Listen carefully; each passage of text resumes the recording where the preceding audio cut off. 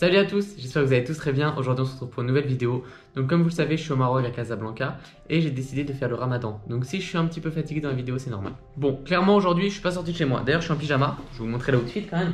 Attendez, ça se montre. Je sais pas si vous allez bien voir. Je sais pas si vous voyez bien, j'en sais rien. Claqué au sol. Par contre ça j'adore hein. Et ça, mais ça avec ça je vais dehors hein. Là je vais chercher ma petite bouteille de coca. Parce que en fait pendant le ramadan ça ferme genre, enfin les carrefours tout ça, ça ferme vers 17h30. Comme ça ils ont le temps de rentrer chez eux, préparer le ftour et tout. Le ftour c'est le repas qu'on mange après la dernière prière. Et c'est à partir de ce moment-là où on peut manger. Et donc ça ferme à 17h30. Donc là il est 17h15, donc je fais la vidéo. Et ensuite je vais directement acheter ce dont j'ai besoin pour manger ce soir. Bref, c'est pas le sujet de cette vidéo. Aujourd'hui je vous ai fait une sélection de 5 t-shirts de base que tout homme devrait avoir.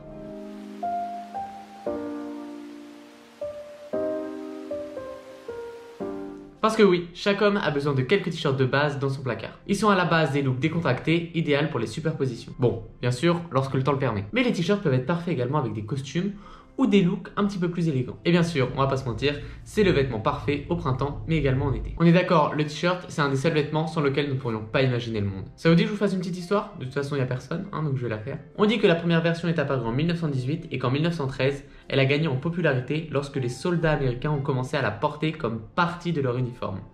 Et on suppose d'ailleurs que c'est Scott Fitzgerald qui a utilisé le terme pour la première fois dans le roman The Side of Paradise. Puis sont arrivés les films, les marques de mode, les t-shirts vendus au concert avec des logos et les photos des groupes.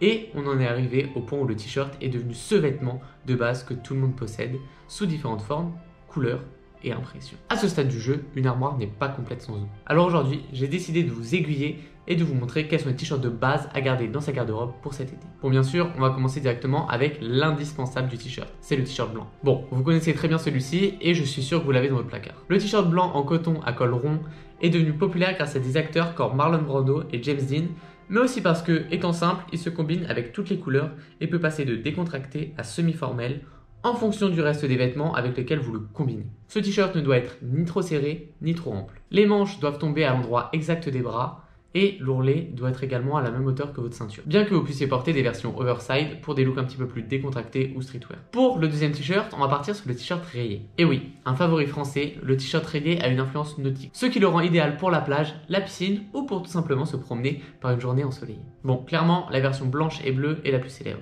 Mais vous pouvez également la porter en noir et blanc, comme Elvis Presley, ou dans des couleurs différentes. Moi par exemple, j'avais un t-shirt rayé où en fait il y avait des bandes blanches et des bandes rouges. Et franchement, il l'envoyait. Bon, en été, clairement, les couleurs pastel, c'est la meilleure tendance. D'ailleurs, je vous conseille d'aller voir du côté de Comme des Garçons. Voilà, ils ont souvent des t-shirts rayés très sympas. Pour le troisième t-shirt, on va partir sur le t-shirt imprimé. Avec des fleurs, des dessins ou votre motif préféré, le t-shirt est un bon moyen d'ajouter de la couleur à un style monochrome ou minimaliste. En plus d'être un vêtement amusant et décontracté. Pour l'améliorer, vous devez tenir compte du fait qu'il y a des couleurs qui se marient un petit peu mieux avec différentes teintes de peau. Vous devez donc bien sûr l'utiliser avec celle qui vous convient le mieux. Sinon, vous allez pouvoir paraître pâle ou directement la même couleur du vêtement, et c'est pas le but. Bon, ensuite je vous parlais d'un t-shirt qui fait un petit peu débat, c'est le t-shirt à col V. Effectivement, ce style de col en V est un petit peu controversé. Il peut être soit très beau, soit très mauvais. En fait, tout dépend de la profondeur du col et de la façon dont vous le combinez. Lorsque vous portez un col en V, il est préférable de porter un col assez court, directement plus proche de votre cou. Essayez d'opter pour une matière un petit peu plus épaisse et de meilleure qualité pour éviter d'avoir l'air d'être sorti avec son maillot de corps. Bon, et bien sûr, vous le voyez partout maintenant,